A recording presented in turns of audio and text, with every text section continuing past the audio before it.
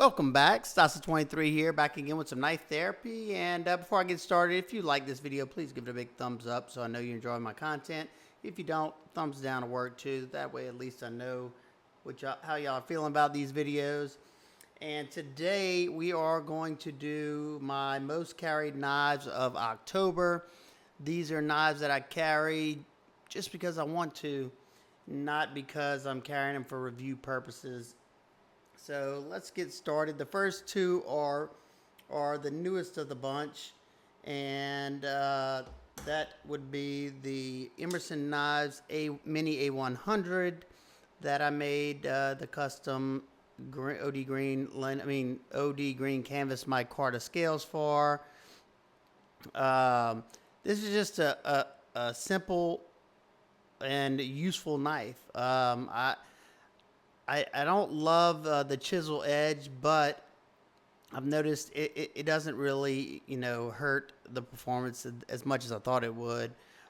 Just a straightforward, like broomstick style handle, just really nice. One thing I did notice that the guy I got this from, he told me he added a peat gray oversized thumb disc, and with the original, it had to have been super hard to deploy this knife because I can get a good purchase with the oversized, just good enough, So it almost seems like it's a must for this Emerson Mini A100. Can't talk tonight. And I paired the A100 a lot with another new acquisition. This is the Richard Rogers OEM Slim, I think it is. Just a super cool knife. I don't know how many he did of this, and I don't think you can get these anymore, but if so, I will leave links down to it. I will try to leave a link down to all the knives that are still available that you can get. Rogers Design M390, just a really, really cool knife. Has a custom feel to it. I love a lot of his designs. This thing weighs nothing. Very cool. If y'all want to see a video on this, y'all let me know. I don't, being that it might not be available anymore. If y'all don't want to see a video, that's fine. All right, one I hadn't carried in a while, so it's been seeing its way in the pocket, is the Shirogorov Neon Lite and S90V. Anybody who likes monochromatic knives, this one is definitely going to fit the bill. That gray on gray. I don't love bead blast, but it's like a bead blast tumbled finish, and it hides wear pretty well. You could see some smudges going on. Not terrible. I mean, I enjoy using it. One thing about the neon that I will say I love, besides the super smoothness of it, is the detent on this knife is perfection. It has that feel of like a super stiff detent, but it's not hard to break. And especially the fact that they have this little bitty nub, and I usually hate those little nubs. I want something that I can, really grab onto. But the way this detent's dialed in, you could sit here and do this forever. Just a really good knife. Definitely recommend it if you can find one for a good price. I did a trade for this, and I didn't trade anything super crazy to get it. And I paired the Neon Light with the Kansept Knives Gremlin and the Jungle Carbon Fiber. I did a video on this not too long ago. If you hadn't seen it, go check it out. This is an S35VN. This is just one of their variations of that knife.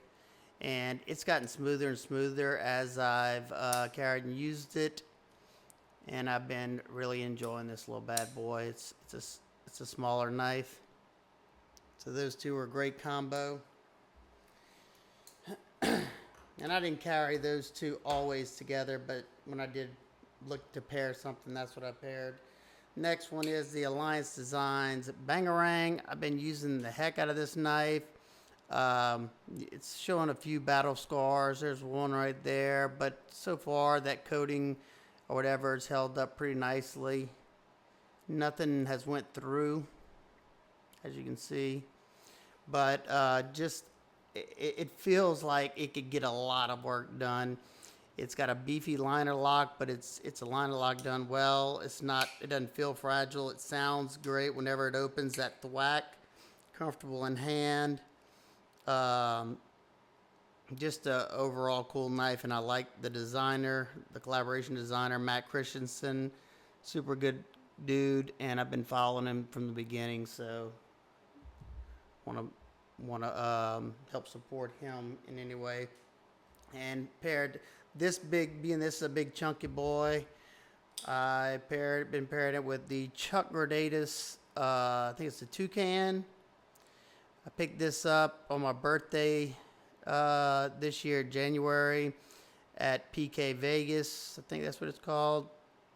And I didn't carry it a whole lot because I just had other things that that ended up coming in after I bought this that kind of overshadowed this one. But great little knife, very, very thin. You can tell it's a complete handmade custom just by the sheer fact that it's not perfect. Like, you can look inside that hole. The hole's kind of uneven a little bit. And, you just got some cheap barrel spacers in there. But you can see the jeweling in the inside of the liners. Just a cool knife. And it wasn't outrageously expensive either, but it was a birthday present. Got that Mayo influence. So those two. And next paired would be this Hinderer half track with the Grind Regrind and S35 VN with the titanium scale. Super cool knife. Beefy Scales.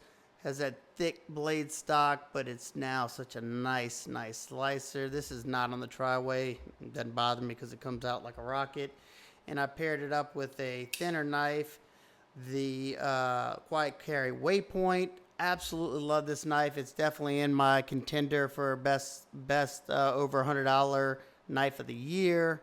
I went camping this month, and this thing was my main carry because I knew it was going to probably be getting wet, and I would need a knife to do some food prep.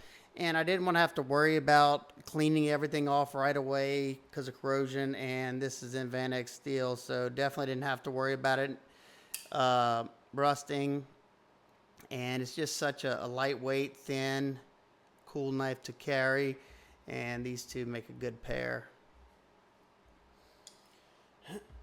All right, my next two pairs are my classier, gentleman's carry, if you want to say, knives that I carried this month. And the first is the Spyderco Kapara. This one hadn't seen any love in a while either.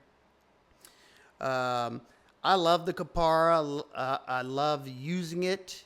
It's a joy to use. It's a good slicer. It's comfortable in the hand. The way this handle's set up with this curvature right here, just very comfortable in hand. I can choke up on it if I need to, and that feels great too. But one thing that kind of kills this knife for me is the compression lock. This knife, to me, is perfectly set up for a liner lock. Like, when I open it like that, my hand comes right here. I can close it right there. Boop.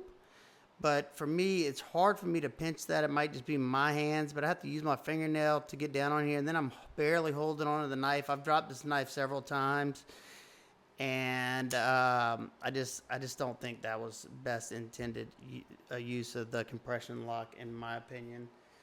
And paired up with that one is the Pinion Knives X Series Zulu with the crushed carbon fiber. Just a nice classic looking blade. It has that traditional blade shape of the Zulu type slip joint pattern or whatever. Definitely has a custom look to it. M390. These are no longer available as of right now unless he does another drop of them. So if I can, I will put a link to them All right, the next one has made this list many times for good reason, because it's my favorite knife in my collection still, and that is the Oz Machine Company Roosevelt. I love that fat carbon. I love this super thin grind. Love the action. Love the sound. It's got that black tie Damascus right there. Just an awesome knife. And I'm very happy to see Oz Machine doing so well, and his books sold out so fast. I was going to try to snag me another one so I could have a spare. And I paired this one with the Buck Mayo Wyme, maybe it is, something like that. Just a cool little lightweight, thin carry. Both of these pair up well. S30V with the Paul Boss heat treat. Nice thin hollow grind. Comfortable in my hand. Cool little pairing, black on black there. And being that it finally has gotten cooler, I'll say cooler because I live in Louisiana and it's never really cold. But we're getting some 60-degree weather. You know, every once in a while it'll be 40, maybe even 30. Not often, though. But being that it's getting cooler, I sometimes in the cooler months carry a beefier, heavier knife. And I usually pick one out of my collection that I don't have a whole lot.